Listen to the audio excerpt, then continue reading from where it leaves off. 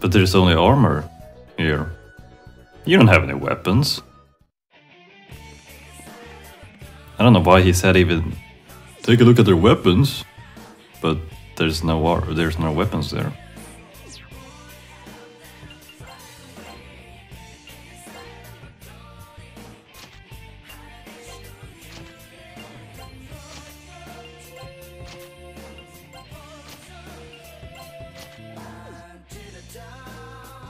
Oh well.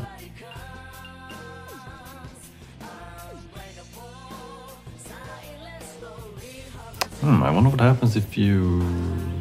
Okay. I just had to confirm it. I hadn't really tried it, but... Yes, you can't go outside. So you have to talk to the Harem Queen. I mean, they talked about it, but I just hadn't... I hadn't really tried it out. Oh well. Because I was thinking that maybe I should have gone to the Haunted Mansion first. Or maybe not.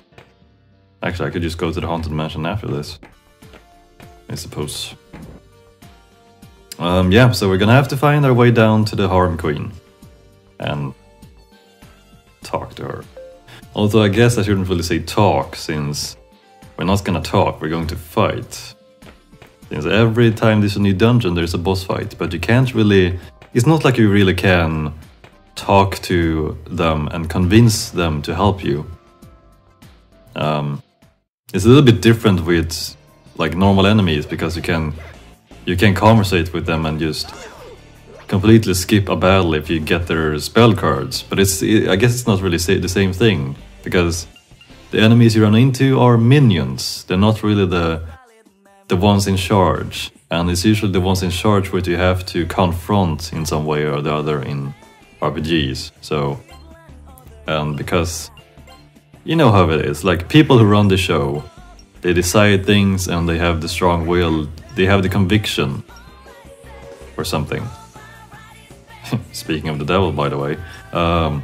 So you can't really convince them, because you are on opposite ends. You want to do something and it is in opposite to their ideal or thinking, so you have to confront them, it's inevitable. But it's just kind of like in RPGs, they just kind of shoehorn bosses into this. I think they really... Like a good example of Western games where they allow you to talk yourself out of a situation is like the Fallout games. And you even gain experience by successfully convincing someone to not fight you, but just you talk yourself out of it. Well, then again, I guess it's kind of it's a bit lame, but the option is nice. Like, you can do that to anyone if you have the proper skills. But I don't know. Why did I even start talking about this? It's because I do prefer how it is with Japanese RPGs. Oh my god, freaking airplanes. Anyway, I saw some interesting things back there. So apparently, yeah, I mean, okay, did you see that? So Naoya was going to attack the demon, but he had a target, but the target died. And because he couldn't reach the last remaining enemy with his gun, he didn't really do anything. That's that's like something you would see in a really old RPG from, like, yeah, like the first Final Fantasy games. Like, you queue up an action with your party members, but if an enemy dies, you will completely skip over attacking. But eventually they changed that in the sequels, so that if you queued up an action and the enemy died, you would just choose to attack someone else. Interesting that they haven't really... You don't really do that in this game. But then again, he couldn't actually reach... He couldn't attack because it was not within reach. So I guess it's not the same thing, but it really reminded me of how the old Final Fantasy games were like.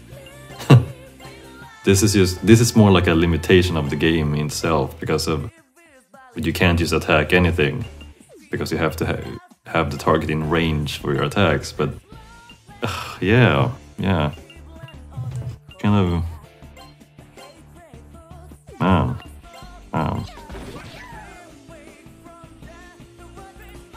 Yeah, I mean, I bought the old Final Fantasy games sometime very long ago when I bought the PSP, because it was on sale. Square Enix had a sale, so I bought Final Fantasy 1 up to 9, which is kind of crazy, really. But yeah, so the first 3 Final Fantasy games, they're actually pretty crappy. Didn't really like them too much. Now I wanted to buy Final Fantasy 4 to 6 because I haven't ever finished any of those games. And Final Fantasy 7 to 9, wow. I bought them because, I don't know, it was kind of just funny to have. Like Final Fantasy 8, one of the discs are scratched, so I can't finish the game because I think it's the 3rd disc or something. So that kind of sucks. And Final Fantasy 9 is just one of my favorite Final Fantasy games. So I just had to buy it. And Final Fantasy 7, I guess it was just kind of the same thing. But one thing which is interesting about Final Fantasy 5 up to 9 is the fact that they are emulated PlayStation versions, which they ported to the PSP. So basically, you are playing emulated PlayStation games on your PSP when you're playing Final Fantasy 5 up to 9. And what's really interesting is that Final Fantasy 5 and 6, they are the PlayStation versions, yes, but for some reason the load times are just awful, because it's like the emulated versions, they emulate everything, including the disc reading speed from the PlayStation. And yeah, it is very bad. Every time you open a menu in Final Fantasy 5 to 6, or at least 5, it takes like 3 to 5 seconds every time. It is awful. Oh, this is a dead end. Okay, so we have to go back. So it's just painful to play those games. They could have used... I don't know why they just emulated the DS versions or the Game Boy versions, since they have better loading times. It is just awful. I'm not sure if I'll ever finish those games because of the loading times. Like, 3 to 5 seconds to open a menu, 3 to 5 seconds for a fight, for a battle to load. It's just doesn't really sound like much, but it is very noticeable. It's a huge difference if I play Final Fantasy 5 and 6, and then I play Final Fantasy 4, because Final Fantasy 4 was a proper port to the PSP, I think. Because it actually makes proper use of the SD card. It doesn't emulate anything in any way. And that's why it loads everything much faster. And interestingly enough, Final Fantasy 7 to 9 are actually fine. There's no problem with loading times. Oh, you can go down this way. So I don't know what they screwed up with Final Fantasy 5 and I think Final Fantasy 6. It's just bad. But it's really a shame, because I really like Final Fantasy 5 and 6. They're good games, but yeah. Oh well, I guess it's my fault for expecting too much from Square Enix these days. I don't know what they're doing nowadays. They used to be one of my favorite game companies. Like, I was so hooked on the Final Fantasy games. And... I don't know. It's like I'm really beating a dead horse here. I've been talking about the Final Fantasy games before. On a few occasions. And it's just... yeah.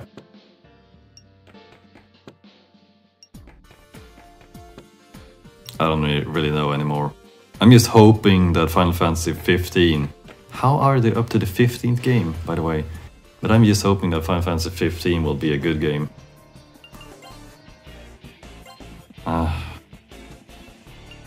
Because they need to get their shit together.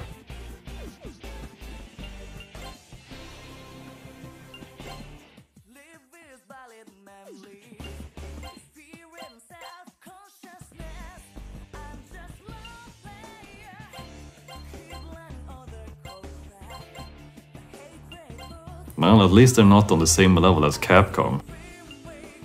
Capcom, oh man. They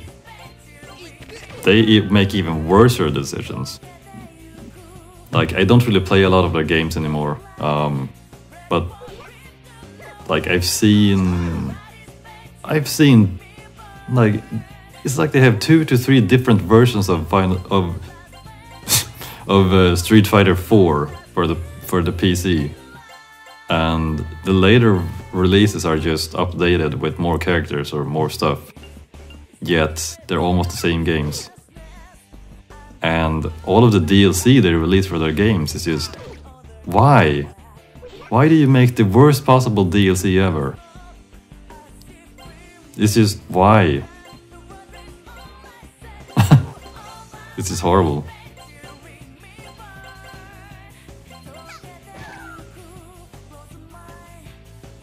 And yeah, I mean, yeah, so of course I read gaming news, and I've just heard bad things with the remakes they've been doing, like the Silent Hill collection, which they remade for the PS3, or and the list goes on.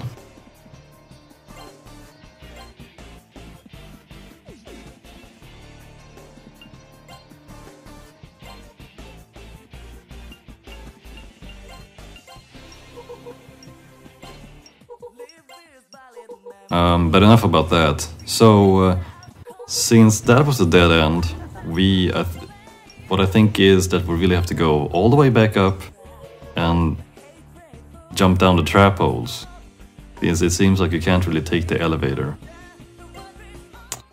Which is totally fine by me, and it was actually totally expected when I think about it, since I had this nagging feeling that why would it would be too easy if you could just take the elevator and somehow reach the boss from there.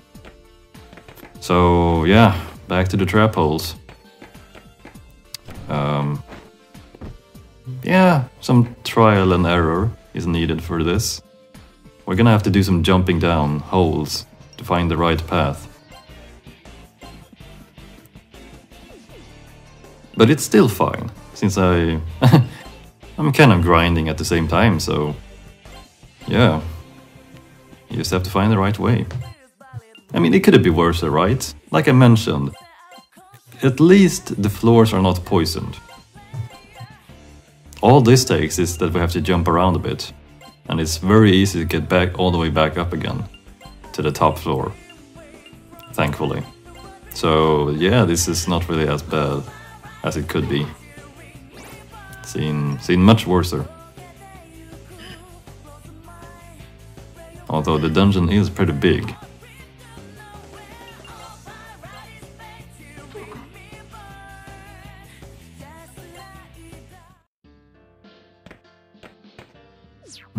Okay. Okay, that's a dead end.